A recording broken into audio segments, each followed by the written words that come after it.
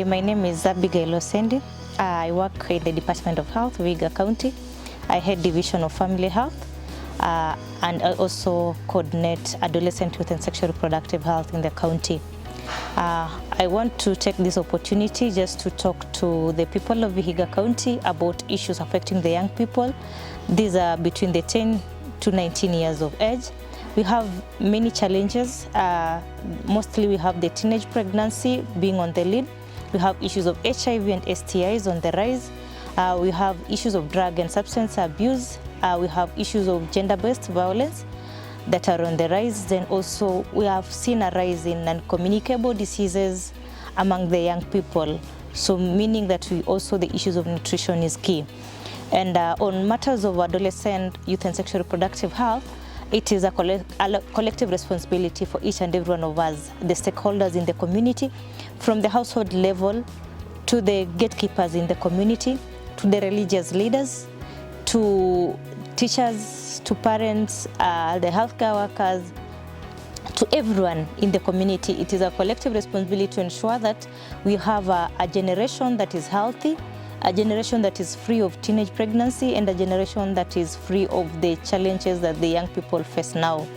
And I would like to appeal to the government, that is the national government and the county government, to ensure that our young people, especially girls, are provided with free sanitary towels, which has been a major indication that it's a cause of, it makes them go and seek alternative ways to get the sanitary towels, and they end up with teenage pregnancy, they end up infected with HIV, AIDS, and sexual transmitted infections. And also I would like to ensure that we work together as a team, as I say, so that we can be able to engage our young people in various activities to ensure that we give information in schools, in churches, in and out of school, so that they are able to know what is right and what is wrong. And specifically, I will say the most important thing is the household level, where our children come from. Our parents, we have neglected our responsibilities to take care of the young people in the community.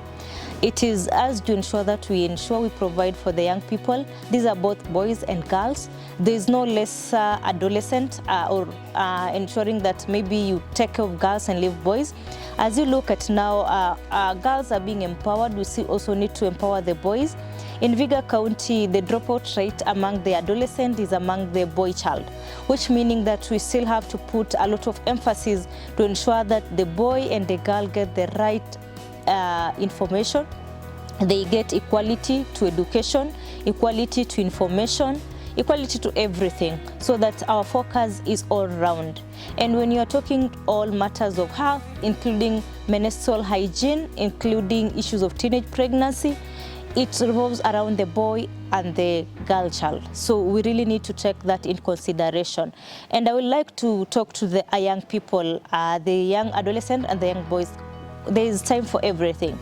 There's time to study, to do everything, and this is the time they have to be able to put much focus in the education, to put much focus in whatever they want to do. Probably if it is in TVET, if it is in school, if it is in university, they need to put that focus in there.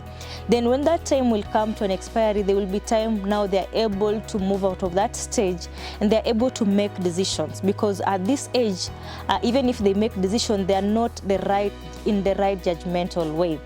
And also to empower our people to be able to say no to sex and say no to whatever is not right.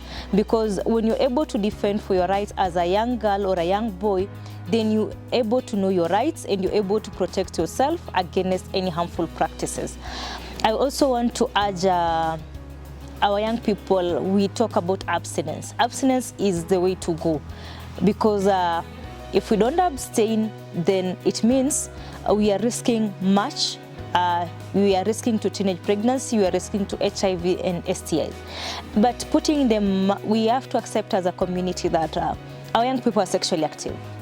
And for those who are sexually active, if we really have to prevent teenage pregnancy, there is a way out. There is contraception. But the contraception below 18 years, we have to get consent from the parents or the caregivers.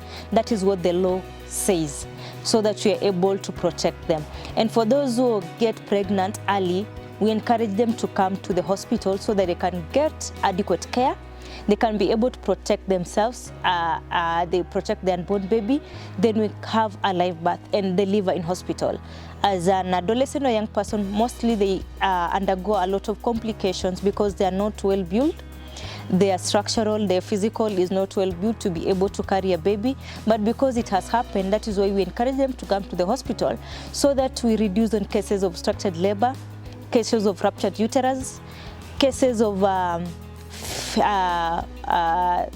the fetus being born when he's already dead, so the fresh stillbirth and all that. So we encourage them to come to the hospital and also get information. We have seen also a rise in number of the abortion, unsafe abortions in the community. So we want to encourage young people to come to the hospital. If you're not ready to get pregnant, there is a health facility near you that will give you information. But all in all, we encourage people to abstinence, to uphold the morals from the church, the morals from the community, and the teachings that we give, and ensure that they take control of their lives, because this life is precious for the young people and you have to take care of it. And when the time comes that you are mature enough to get married, you're mature enough to make a decision that is not as a child but as an adult, then it will be right for you.